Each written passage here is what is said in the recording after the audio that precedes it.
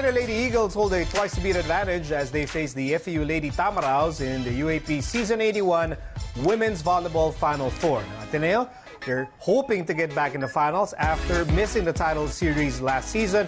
FEU, they are, of course, raring to get back to the finals for the second straight year. Now, to give us their insights on this Ateneo-FEU Final Four matchup, we bring back Gervacio, Tajima, and Michele Gumabao.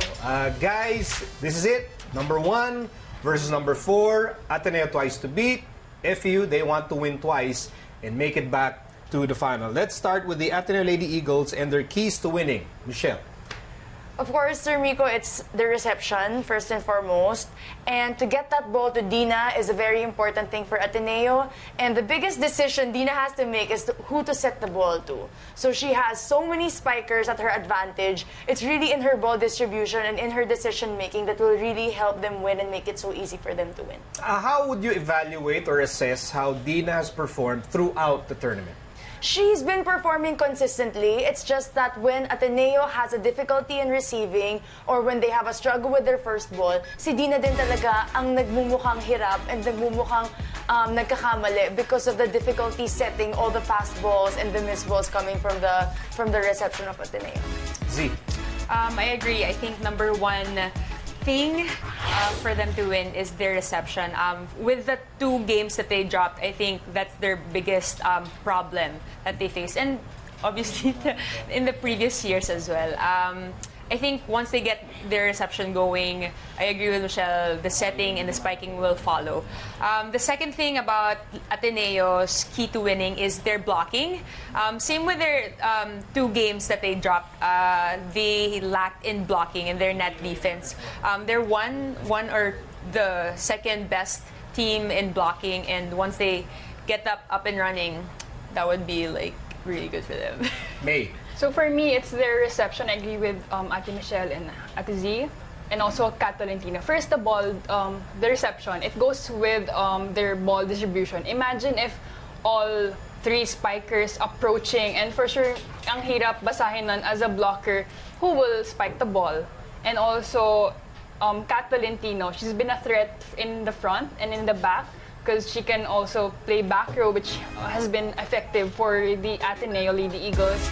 And she's matured already from all the games that they played, even from PBL. They played for professional athletes as well. How much of a problem will Kat be for for FEU? Well, it's really hard for them to read where Kat's ball is gonna go, because she's also tall, her reach is also high, and she's there to block the open spiker of FEU. So imagine that beside Bea De Leon and Maddie Madayag, that's really intimidating for the spikers of FEU. All right, those are the Ateneo keys to winning in the Final Four. Now let's go to the FEU Lady Tamaraws. Michele, keys to winning for FEU. FEU really played well against LaSalle in their previous game, the last game of the eliminations. And what I saw with their game was they were able to get their first ball across to their setter. And that's for me the number 1 key for FEU, their reception as well, just like Ateneo. And whoever setter will be used by the coach, kailangan talaga consistent. So it either can be Jel Cayuna or Kyle Negrito. Whoever is there to lead the team, she has to be able to step up and consistently get the spikers going, especially against a good blocking team like Ateneo. Yeah, well, she took the words right out of my mouth.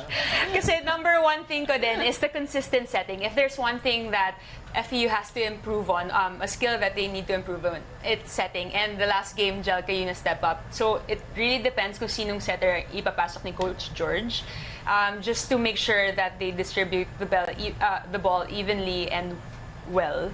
That's the one thing. And the second thing that FEU needs to do against Ateneo is their defense, which will be led by Buding Duremdes. In their game against LaSalle, parang na-frustrate nila yung attackers ng LaSalle. And I think if that's what they're gonna do to Ateneo, it might be like another Ateneo-LaSalle where Ateneo got really frustrated with putting the ball away. Right, May? Same thing with Ate Z. Buding Duremdes and the switching of Cayuna and Negrito. First, Buding Duremdes, she's been a big factor for the attacks of FEU spikers. It's been successful. They were able to utilize the middles. That's why it's harder for the blockers to read the ball as well. And also the switching. It's been switching of Negrito and Cayuna. It's been a very effective strategy of Coach George Pascua that parang maiba naman yung diskarte, iba yung plays, ganon. But for sure, they have to also be consistent na effective dapat and smooth yung transition inside the court when they switch. So there's 3 spikers in front and the setter would be back in the back line already. So sana ma-utilize yung mga spikers as well. Hey, and I wonder if if there's like a game day decision na sino yung setter na pipiliin ni Coach George. I mean, parang ganyan ba yung scenario niya na you just have to wait till game day to find out is Coach George going with Kyle or with Jill? I think it depends on their training first, Yes. their training day before the game. And once na ipasok kung yung first setter of Coach George, his choice, let's see, titingnan nila kung if it's gonna work or not. If the first setter plays consistently, then definitely she will stay all throughout the game. But if not, parang kailangan pa ng konting oomph or kailangan maiba ng diskarte so the blockers won't be able to read the attackers. I think that's when the second setter is gonna come in. And then, from an Ateneo point of view, kasi parang all of you mentioned reception, di ba? How Ateneo addressed that reception challenge?